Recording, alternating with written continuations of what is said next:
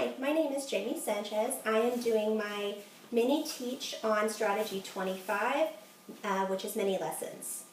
Today I'm going to be reviewing with a couple students who had trouble on a previous day's lesson about main idea and key details.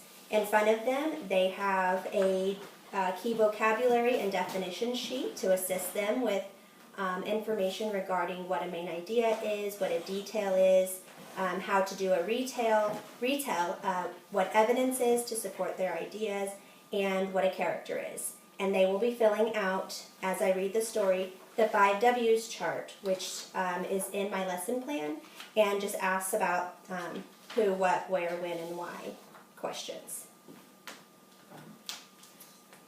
Okay, class, so yesterday we did some activities to practice finding details in the story, as well as determining what the main idea is. So today we're going to work in small groups and continue to locate details in the story. So the first question I have is, who can tell me what the main idea of a story is? And if you need to, you can use your chart. It's the most important or essential thought of the story. So if you had to word that on your own, that would be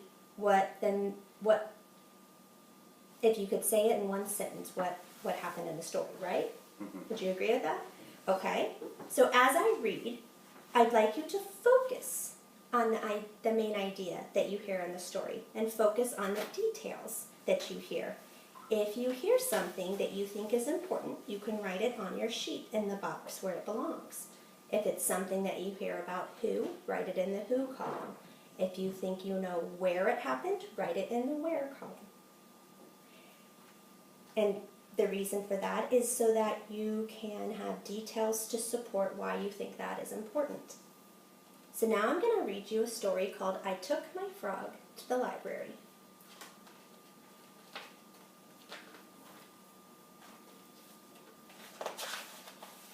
I took my frog to the library, but he jumped on the checkout desk and scared the librarian. You might start thinking about some of those who's right now. Or where. I took my hen to the library, but she laid an egg on the card catalog. I took my pelican to the library, but he hid the dictionary in his pouch, and no one could find it. So at this point, I see you guys are writing some notes. You're starting to think about where this story takes place.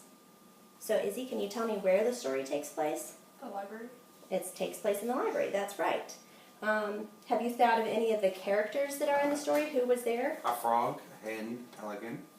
Right? All right, so I'm going to continue to read.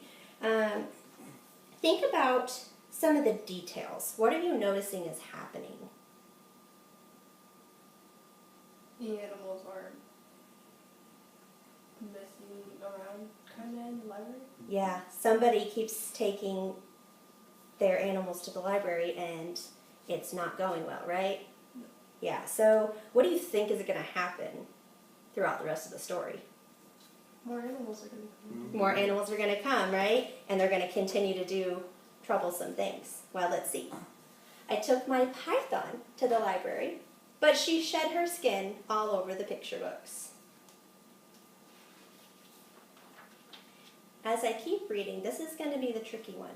You're going to start thinking about why you think this person is taking all their animals to the library. You don't have to answer that now, but just try to hypothesize and think why she might be doing it. I say she, I've read the story. So it's a girl. I took my giraffe to the library, but he tried to read over everyone's shoulder. She has a lot of animals, huh? I took my hyena to the library, but he laughed so loud during story time that nobody could hear the story. I took my elephant to the library. My elephant is very well behaved. She stacked her books neatly on the checkout desk. She asked the librarian's help when she needed it. She listened to the story and laughed in all the right places. But my elephant is very big. So big. So big. So big. She wrecked the library. The librarian said, "Bridget, you are always welcome in the library. But next time you come to the library, please leave your animals at home." So now we know that the main character's name is Bridget. So whenever I go to the library, my frog stays home, my hen stays home, my pelican stays home, my python stays home, my giraffe stays home, my hyena stays home, and my elephant reads to them. So, did you guys think that's what was going to happen at the end of the story? No? No. What was the main idea of the story? Remember, when you look at your definition list of your key vocabulary words, it tells you the main idea is the most important or central thought of the story. So thinking about the most important part of the story, the main idea was, if I had to take a guess and put it in one sentence, I would say the girl took her animals to the library and they kept causing trouble. That's what I would think. What do you think? Do you have a different idea? Bring an appropriate guest with you to the library. Yeah, bring appropriate guests with you, maybe a little sister instead of an animal.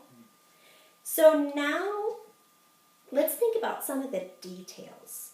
Details are small parts of the story that kind of make up the big picture, right? So one of the details was that she took her frog and her frog hopped all over the desk, right? Another detail, what was a detail about the python? Do you remember? Shed his skin. Shed. all over. That's right, yeah. So those are details. Those are important parts of the story. But what happened with the python wasn't the whole big picture, right? Those are just little parts that are important about the story, but not the whole idea. So that's the difference. That's how we can tell the difference. If we said it in one sentence, does it tell you the whole story, or does it tell you just a little part? So if you had to retell, is he looking at your definition of a retell, to tell your story in different words, in your own words, how would you retell the story to me? Do not take an animal. I don't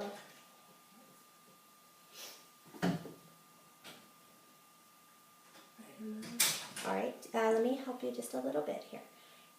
If you retell, you're going to tell me what happened in the story in your own words. Kind of summarize it. A girl kept bringing her animals to the library and they caused mischief. That's exactly right. So the next thing that we're going to do is we're going to look through some of what you guys had put down. So on your 5Ws chart, this helps you to kind of figure out what your main idea is, what the different parts of your story are. So I see that Izzy had written, someone brought their animals to the library. That's what happened. Exactly spot on. Do you agree with that, Jason? Mm-hmm. Okay. And then let's see, Jason, you have a lot of notes about who was there. So you wrote all the different animals and Bridget, right? Interesting, yeah. Yeah, and I think some of her friends were also there, but it didn't talk about them. It just showed them in the pictures. So why do you think, that's kind of the tricky one, why do you think she brought her animals to the library? Because those were her friends. Those were her friends, yeah. I think she wanted to share them, and unfortunately for her, it just didn't go very well, did it?